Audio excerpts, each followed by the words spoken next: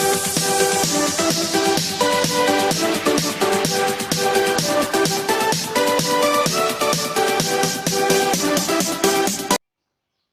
everyone, this is Neeraj Srivastava and you are watching English Guider, a channel for English grammar, and today's topic is future indefinite tense।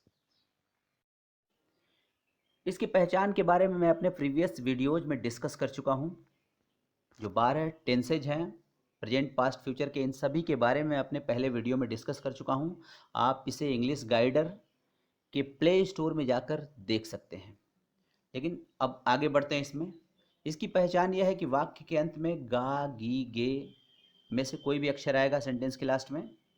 जैसे वह विद्यालय जाएगा, मैं कल cinema जाऊंगा, वह अपना होमवर्क पूरा करेगी, इस तरह के सेंटेंस आएंगे। इसमें समय कल हो सकता है, यानी फ्यूचर में आने वाला टाइम हो सकता है। हाँ, ये अनिश्चित होता है कि काम कब शुरू हुआ और कब खत्म हुआ, इसीलिए इसको इंडेफिनिट टेंस कहा जाता है। अब इससे संबंधित रूल देख लेते हैं, नियम क्या है इसको बनाने के लिए। तो सबसे पहले हम सब्जेक्ट देख लेते हैं। सब्जेक्ट रखते हैं, उसके बाद शैल अथवा विल का प्रयोग करते हैं। अब क्वेश्चन ये उठता है, शैल किसके साथ लगेगा और विल किसके साथ लगेगा। तो आई और वी के साथ शैल का प्रयोग होता है, यानी अगर हमारा सब्जेक्ट आई और वी है, इसमें से कोई भी सब्जेक्ट हो तो उसके साथ हम शैल का प्रयोग करते हैं। और इसके अलावा ही, सी, इट, दे, मोहन, सोहन, रमेश, सुरेश, रवि, रोहन, राहुल, कुछ भी आ जाए उसके साथ हम विल का प्रयोग करते हैं। हालांकि जो मॉडर्न इंग्लिश है उसमें सभी सब्जेक्ट के साथ विल का प्रयोग होने लगा है, लेकिन हम पुराने तरीके से ही पढ़ेंगे, जहाँ जैसे यूज होता था उसी तरीके से हम यूज करेंगे। तो सबसे पहले सब्जेक्ट होता है, सब्जेक्ट के अकॉर्डिंग शैल और विल का प्रयोग होता है। उसके बाद वर्ब की फर्स्ट फॉर्म, जैसे अगर जाने की इंग्लिश है गो, इसका पास्ट पार्टिसिपल है वेंट और परफेक्ट पार्टिसिपल है गॉन। तो हम फर्स्ट फॉर्म जो प्रेजेंट पार्टिसिपल है गो का प्रयोग करेंगे। यानी फ्यूचर इंडेफिनिट के सभी तरह के वाक्यों में हम वर्ब में फर्स्ट फॉर्म का ही प्रयोग करेंगे। हमने प्रीवियस प्रेजेंट इंडेफिनिट और पास्ट इंडेफिनिट में देखा है कि उसमें हम प्रेजेंट इंडेफिनिट में यस या ईएस लगाते थे और पास्ट इंडेफिनिट में हम वर्ब की सेकेंड फॉर्म करते थे। लेकिन इसमें चाहे अफर्मेटिव सेंटेंस हो, चाहे निगेटिव हो, चाहे इंट्रोगेटिव हो, सभी में हम वर्ब की फर्स्ट फॉर्म का प्रयोग करेंगे। और उसके बाद हमारा ऑब्जेक्ट सेक्शन रहेगा, अदर वर्ड्स उसके बाद आएंगे। तो आई और वी के साथ शैल का प्रयोग करेंगे, और कोई भी सब्जेक्ट इसके अलावा आ जाता है उसके साथ हम विल का प्रयोग करेंगे। अब एग्जाम्पल है हमारा, वह विद्यालय जाएगा। इसका हम बनाएंगे, सबसे पहले हम लिखेंगे ही, हमारा सब्जेक्ट है, ही के अनुसार हम विल का प्रयोग करेंगे। और उसके बाद वर्ब की फर्स्ट फॉर्म का प्रयोग करेंगे और उसके बाद ऑब्जेक्ट लगाएंगे। तो सब्जेक्ट हो जाएगा ही के अनुसार विल होगा, वर्ब की फर्स्ट फॉर्म गो, और उसके बाद ऑब्जेक्ट के स्थान पे टू स्कूल लगाएंगे। तो he will go to school, वह स्कूल जाए की इंग्लिश हो गई he will go to school. दूसरा सेंटेंस है, मैं कल सिनेमा जाऊंगा। तो मैं की इंग्लिश होती है आई, और आई के साथ हम क्या लगाते हैं, शैल का प्रयोग करते हैं। ध्यान रखिएगा, आई और वी के साथ हम शैल का प्रयोग करते हैं, तो हम आई के साथ शैल हेल्पिंग वर्ब लगाएंगे। उसके बाद जाने की इंग्लिश होती है गो, जो कि वर्ब का फर्स्ट फॉर्म है, टू सिनेमा, और कल की इंग्लिश, आने वाले कल की बात हो रही है, आने वाले कल की इंग्लिश होती है टुमारो, और बीते हुए कल की इंग्लिश होती है यस्टरडे। यही सेंटेंस अगर इसी तरह से वह कल सिनेमा गया था इस रूप में आता तो हम यहाँ पे कल के लिए यस्टरडे का प्रयोग करते हैं। लेकिन ये सेंटेंस हमारा, ये टेंस हमारा फ्यूचर इंडेफिनिट का है, यानी फ्यूचर में आने वाले कल की बात हो रही है, इसलिए हम यहाँ पे टुमारो का प्रयोग करेंगे। तो आई शैल गो टू सिनेमा टुमारो। अब दूसरा जो टाइप है वो है निगेटिव, यानी अभी तक हमने अफर्मेटिव पढ़ा है, अब निगेटिव पढ़ते हैं जिसमें नकारात्मक जो सेंटेंस होता है।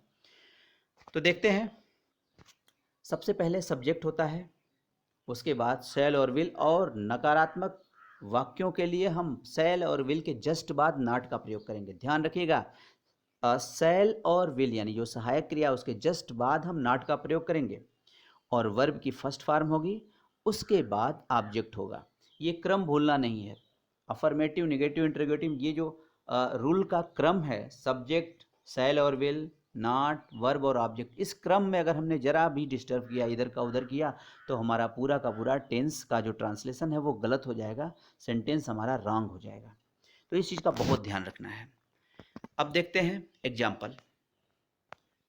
वह विद्यालय नहीं जाएगा, सेम सेंटेंस है जैसे उसमें था कि वह विद्यालय जाएगा, he will go to school.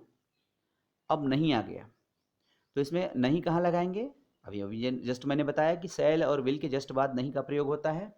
तो he will not go to school. एक बार रूल देख लीजिए, subject, shall, will, not, verb की फर्स्ट फॉर्म, उसके बाद ऑब्जेक्ट। सब्जेक्ट हमारा हो गया ही के साथ हम विल का प्रयोग करेंगे, और नहीं के लिए नॉट का प्रयोग करेंगे, उसके बाद वर्ब की फर्स्ट फॉर्म, उसके बाद ऑब्जेक्ट। तो he will not go, verb की फर्स्ट फॉर्म, टू स्कूल। दूसरा सेंटेंस देखते हैं, मैं फुटबॉल नहीं खेलूंगा। अब तो आप बना सकते हो आराम से। मैं की इंग्लिश होती है आई, और आई के साथ हम क्या यूज करते हैं? शैल का प्रयोग करते हैं।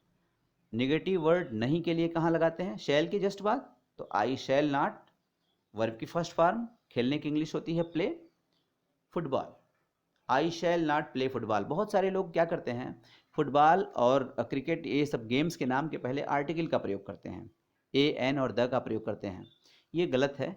किसी भी गेम के साथ आर्टिकल का प्रयोग नहीं किया जाता है। आई शैल नॉट प्ले फुटबॉल, यहाँ पे ए फुटबॉल, द फुटबॉल, या ये इनका प्रयोग नहीं होगा। आई शैल नॉट प्ले फुटबॉल।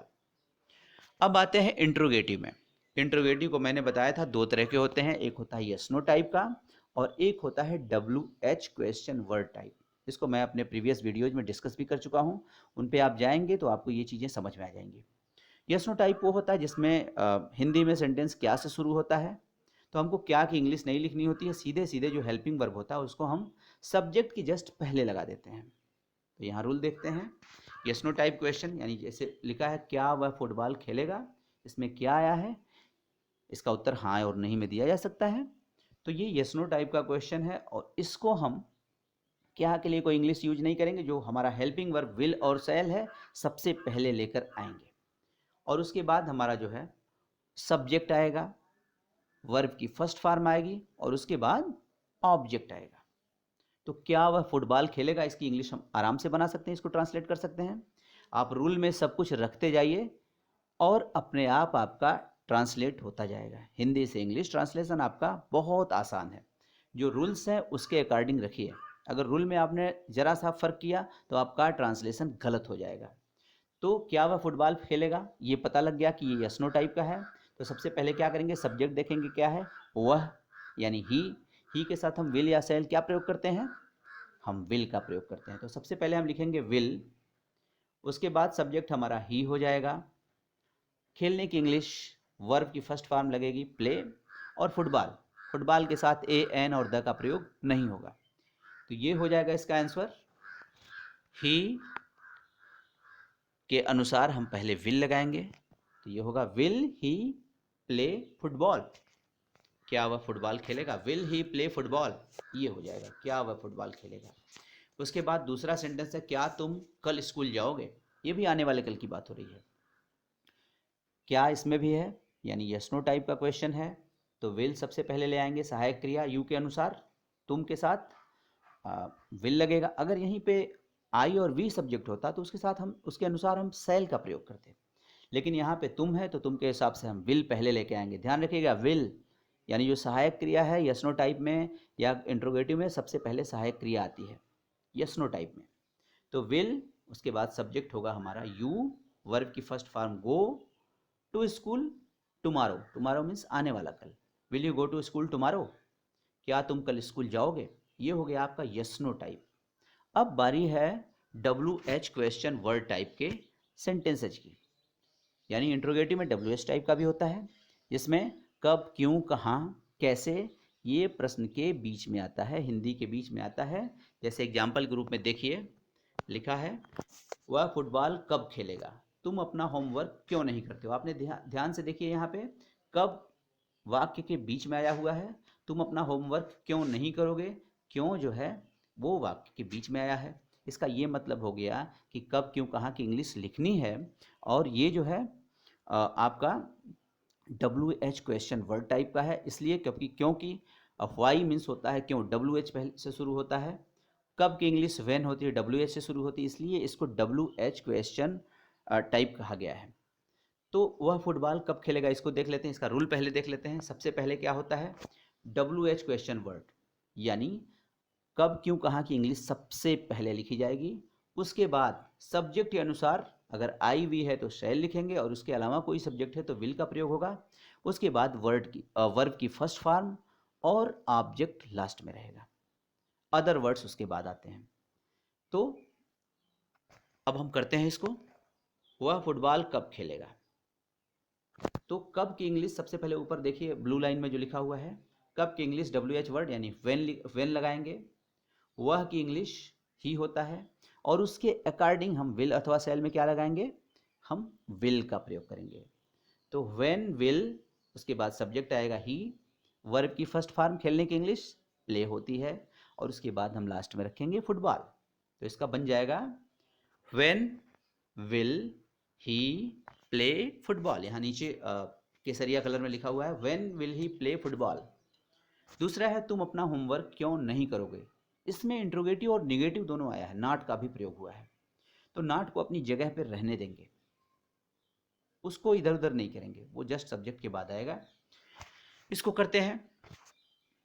क्योंकि इंग्लिश सबसे पहले वाई रहेगी, क्योंकि सबसे पहले हम क्वेश्चन वर्ड लगाते हैं, उसके बाद सेल और विल, सब्जेक्ट वर्ब की first form object.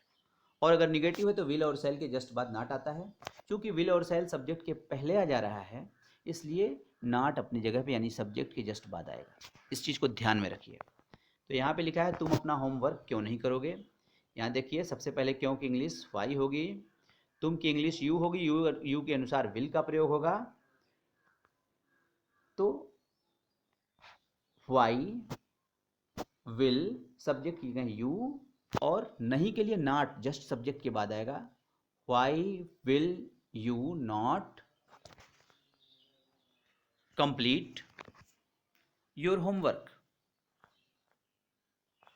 Y will you not complete your homework, तुम अपना होमवर्क क्यों नहीं करोगे। तो ये हो गया हमारा फ्यूचर इंडेफिनिट टेंस के अफर्मेटिव, नेगेटिव, इंट्रोगेटिव और इंट्रोगेटिव नेगेटिव के एग्जाम्पल्स।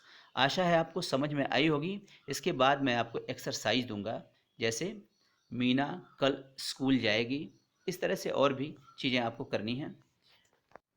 अगर आपको ये वीडियो पसंद आया हो तो इसको ज़्यादा से ज़्यादा लाइक करें, शेयर करें और सब्सक्राइब करें। Thank you.